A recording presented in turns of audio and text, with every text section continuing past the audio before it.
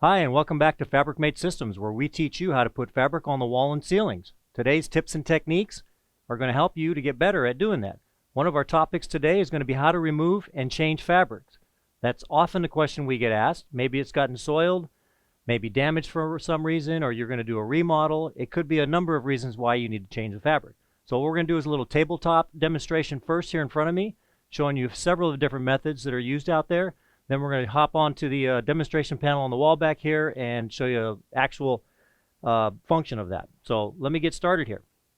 This little pick, this is one method that people like to use in the field out there. Take this little guy here. If you're not looking to salvage the fabric and replace it, you can see that comes out nice and handy real fast there. And just peel the fabric off of there. So real quick, in the fabric mounting framework, one of the advantages of the system is the changeability of it. Once you've got the framework up on the wall and the desired backing, it's simply changing the fabric covering down the road as you desire. So the pick is one method. We'll go ahead and put that away because we'll be using that on the demo board behind us here. A couple different styles of picks as well that you can see out there and find at your local hardware store or online. Another method that is used sometimes is simply the razor knife. This method is preferred on probably larger jobs or where you may have thick fabrics in the channel there, and you're maybe concerned that you might break the channel. So what you can do on that is just simply take the razor knife, and you can see go around the edge here and cut it, and simply leave the excess salvage inside of the panel, or pull it out there. This is adequate if you're not going to be doing multiple panel changes out there. And you can see sometimes it just wants to come out anyway, so you'll go ahead and pull the rest of it out of the hidden channel. Just like that. A little messier, obviously, than the other method there, but adequate as well to get the fabric off of the framework. So I'll go ahead and jump on the panels behind us here, and you'll see a few other methods since I've already taken them off. One of them is the helping hand that you've seen in other segments that allows you to align the fabric weave. This also will allow you to go ahead and take the fabric out of the channel. If you go ahead and push it in the opposite direction, you will see, and work it out, you will see that you're able to go ahead and pull the fabric out, get to this other side here and make it a little easier for you to see, and you can go ahead and peel the fabric off. This again taking a little bit of precaution to make sure that you don't pull so hard that you actually break the fabric mounting framework. When you get to the corners, take it a little slower. Here you have two different fabrics going into the intermediate channel, so you want to take your time there. Again, every fabric is going to react a little differently. You have thinner fabrics, thicker fabrics out there, but you can see you're able to work the fabric panel nicely off of the mounting framework there. Some people may want to wash it. We've had that question, and it surely can be washed in the washing machine and put back on. I wouldn't put it in the dryer. I'd let it just air dry so that it doesn't shrink. But you can see how quick and easy that came off of that piece of vertical framework here. I'll go ahead and show another method that we talked about, which is the razor knife up here. You can simply take it and start cutting it. And you can see that gives you another little advantage of getting it off of there fast and easy. The preferred way by some. Again, some of the fabric will stay in the channel, so if you're thinking you're going to change it many times out over the years, there's how much salvage was in there from the first install. You want to go ahead and just pull that out of there. Again, these channels will accept upwards of 2 inches of salvage of the excess seam fabric. So you can see another panel removed from the framework. So we've gone ahead and taken that off. So we're going to simply go ahead and make sure that any of these little stragglers are out of there. A pair of pliers are also handy. Get some of these little needle nose pliers here, and you can pull that excess out of there. Looks like we got a little bit more going in here. Look at that. Pulling it out of there. So that was a little bit hidden in the channel. Just gives you an idea of what would have been left in there. So now that you have these little strings out of the way, you're ready to place a new fabric panel on. So we'll go ahead and grab a couple of sheets that we have pre-cut over here, and we're going to switch from what would have been more of the solid colors that were on here to something that's going to pop a little bit more, that's going to have your maybe something desired for the home. We'll go ahead and put this one on here, tack it up, tack it up, tack it on. Again, that's the method you've seen in some of the other segments. Just go ahead and tack it onto the framework, making sure that you have the proper angle, you've got the right face out. Then you want to go ahead and grab your rolling tool. And again, as we've talked about in other segments, from the middle of the panel out, middle of the panel out, nice and easy. Again, you don't really need to stretch the fabric. Middle out, you're walking that way, so if you have any puckering, it gets into the corners.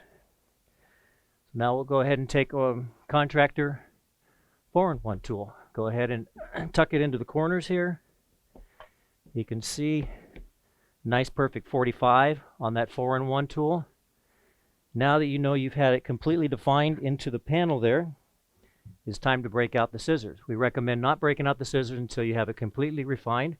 With sharp scissors, you should be able to run this down the panel. Imagine if you have a 10-foot bedroom wall or a 30-foot conference room wall. You can see it's real quick. Go ahead and cut close in the corners. There you go, nice and close. So we know we've got everything defined into the channel there. That's when it's nice to take back out the corner finishing tool.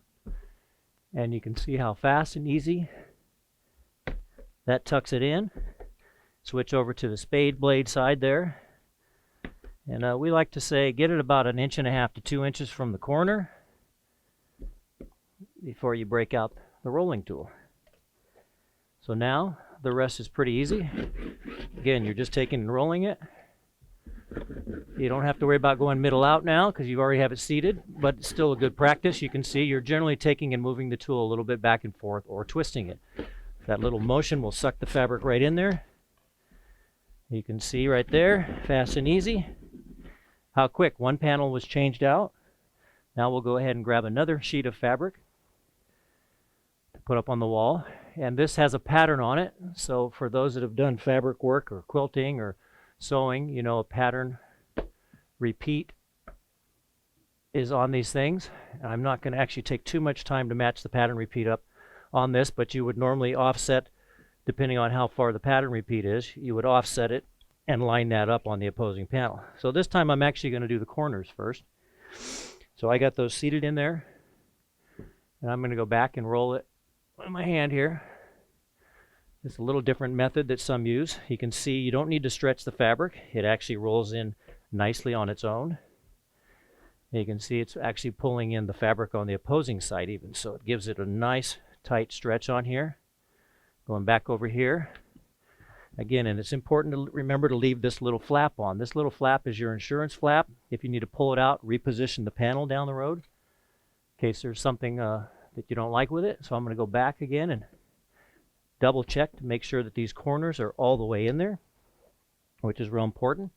Then I'm going to break out the scissors. Again, always recommended not to break the scissors out until you have it fully defined in the framework. So I'll go ahead and run these down here, watching to make sure that the points of the scissors don't cut into the fabric. Everyone's going to do this a little different. I'm a left-handed here, some right-handed be coming from a different angle, but you get the picture here. Top to bottom, it doesn't really matter, whatever's comfortable to you. Again, keep those scissors sharp. You can get these at Fabricmate.com. Keep them sharp and you should not have a problem. Now I'm going to come back with the corner finishing tool once again, the 4-in-1. If you have any outlets, anything that is a little more challenging on your wall, it's recommended to get those done before you trim this off here. So now we have the corners completely in. We're going to go back and grab the roller tool, just like on the other panel. And you can see, fast and easy. This is real nice here when you get this really defined look. Even though the pattern isn't matched on this, you still get a nice, clean, beveled look. Vertical orientation. We can come back and roll off the bottom. So there you go. We have a complete change out here from the blue fabric, solid fabric that was on the wall, to a nice floral print that would be well in the bedroom, living room, even a lobby way of a commercial building. Now we finished the panel on the right. We're going to head over to the panel on the left that's in the horizontal orientation. Let me touch on one other important matter here. You'll see on the tabletop we have some wipes, baby wipes, hand wipes. Everybody's used to these nowadays. Sanitizers. It's real important. Get this little inexpensive bag of these things. Keep them on the job site. Keep them handy when you're doing fabric. You want to clean your hands, your fingers off nicely. this stuff, you know, your hands get natural oils on them, you're touching tools, so any little grease or what have you or hand oil may show up on the fabric. So you just want to clean them regularly. Again, we're going to jump over to this panel here, and we're just going to take the pick out, just hook it a little bit. We're not interested in salvaging this panel, so we're just going to work it out. You can see, just kind of get your hands in there. Nice and easy from the fabric mounting frame. This does have a tight enough jaw to hold the fabric in for many, many years. So you can see fast and easy that's come out of there. We're going to come back over again on this one. Do the same thing. Again, if you don't have a pick, you may have use the hand tools that we have. There's a method there as well. Let me go ahead and show you that. Some people will take the tool, if you have the DIY tool, and you'll just simply go on this side of the track, and you can see you've rolled out some of it there enough to be able to pry that out of there. So don't fear if you don't have a little pick there, or you don't want to cut it with a razor knife. You can still work it out. Some have even used just a simple household butter knife to get that out of there. So it's really DIY friendly. You don't need a lot of tools. Again, the specialty tools that we sell at Fabricmate.com make it fast and easy, but there are other things that can be used out there. So now the fabric is off the framework. This is a square edge framework as compared to the bevel over here. I'm going to go ahead and get some of these strings out of the way, and then we'll get ready to apply the fabric on there. So this fabric looks like the orientation would have been better on the other side, but you're going to get the picture. This is a really kind of Andy Warhol type of wild print. Obviously it would have been better on this side, so that was not the case. So we're going to go ahead anyways and proceed on this side with it, but you get the idea. You can go as plain as you want or as wild and crazy as you want. So we're going to go ahead and tack the corner in there. We're going to tack it in here, giving again about 1.5 inches to 2 inches on the framework. And I'm going to go ahead and take a little bit more time on this side, just so you get the sense here. I was going a little fast, I think, on the other side there. So we're going to go ahead and take, and again, from the middle of the panel out, holding that, middle of the panel out, find the jaw here, middle of the panel out, middle of the panel out. You can see it's rolling that in real nicely. Let's shoot over here, middle of the panel out. You can pull it out if you want to take some of that puckering away.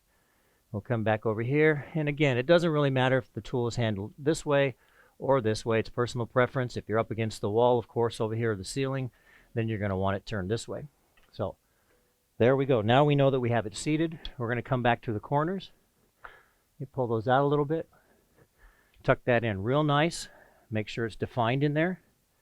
It's real important. You want to get these in there real nice. With this foreign one, you can feel it there. Now we know we have it in the framework, the jaws all the way around. Now we're going to break out the scissors, cut off this excess out of the way here.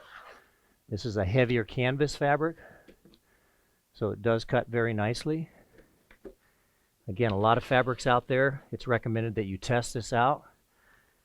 We have sample boards that you can purchase to try your desired fabric out with the fabric you're going to use and the tools to make sure that it's compatible. It's highly recommended. There we go. We've trimmed that off nicely. Now we're going to go ahead and go back and finish the corners off. Again, we like to recommend getting the corners done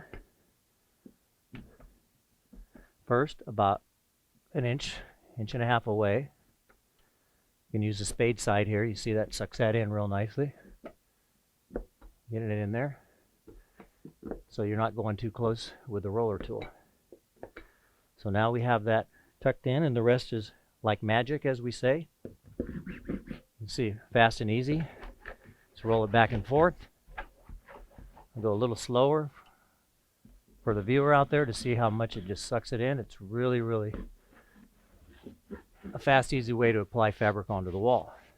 So top panel is finished. I'm going to go ahead now and grab the bottom panel. And again, normally you'd have a pattern repeat that you would match up there. Here we didn't get that aligned, so we're going to go ahead and just put this one on. And we'll use the spade side here. Again, tacking usually about 1 inch 1.5 to 2 inches. It's personal preference. You're going to cut most of it off. Come down here. So this time I'm using the 4-in-1 tool to kind of tack it on the framework first. It is recommended when you're doing large panels to do it this way. This is a small panel for demonstration purposes. But when you're doing a 30-foot wall, it's nice to go around and make sure that you've tacked it on the framework. Now we're going to come back and we're going to get the corners once again. Get those corners tucked in. Make sure it's defined in there. Make sure it's defined down in there properly. Again, this is the time, as always, that you're looking at the fabric orientation, making sure you have it on the right way, making sure that you don't have any soiling. You like everything about it before you get ready to roll it. Now we're going to start up here. Going to get that intermediate joint, this seam joint, rolled in together. And again, that little flap just gives you the ability to pull that out if you need to readjust it. So it's recommended because this is pulling in real tight, this fabric here. So again, middle out, middle out, middle out. Come back over here. I'll pull it out a little bit across the happy face. And there we go. So we've got it what we call seated. We're going to come back now with the 4-in-1 in the corners. Make sure that they're in there and defined once again. And if there's any little puckers like this one here, I'm going to go ahead and work that one out of there. You really want to take your time at this point and make sure that it's completely defined within the framework. Again, before you break out the scissors. So now we'll come back with the scissors. Trim the corners. Again, no set method. You can do the corners and the sides either way. So just along making sure that you cut them close at the corner. You don't want any of that. The corners are where you're going to tend to bulge up. Again, sharp scissors. You should just be able to run it. Run it like this. And you can see going down a long bedroom wall, long conference room or corridor, it's going to be real fast and easy. So here we've actually blown the fabric out a little bit. We're just going to push it back in with the tool. You can see that. So now we've got it about 1 inch away, nice and clean. Typically you're pushing the fabric backwards away from the corner, both on that angle and up. So again, I'm going to work the fabric back, work the fabric up, away from the corner so you don't get any of this bulging out here. And this should be good here. So there we go. Now again, the last part should just be rolling it in nice and easy. And you will have your finished panel. And a quick change out again from what would have been something maybe put up 2 or 3 years ago. Wanted to change the kids' bedroom, turn it into home office, change the office look. Fast and easy. Again, never change the framework or the backing. Come back and look and see if you have any of those strings. And there you have it. 2 fabric panels changed out. The method to change the fabric. A whole new look. So thanks again for joining us. And remember, if you like what you see, give us a thumbs up. And leave any comments if you want down at the bottom. And check out some of the other segments. Thank you.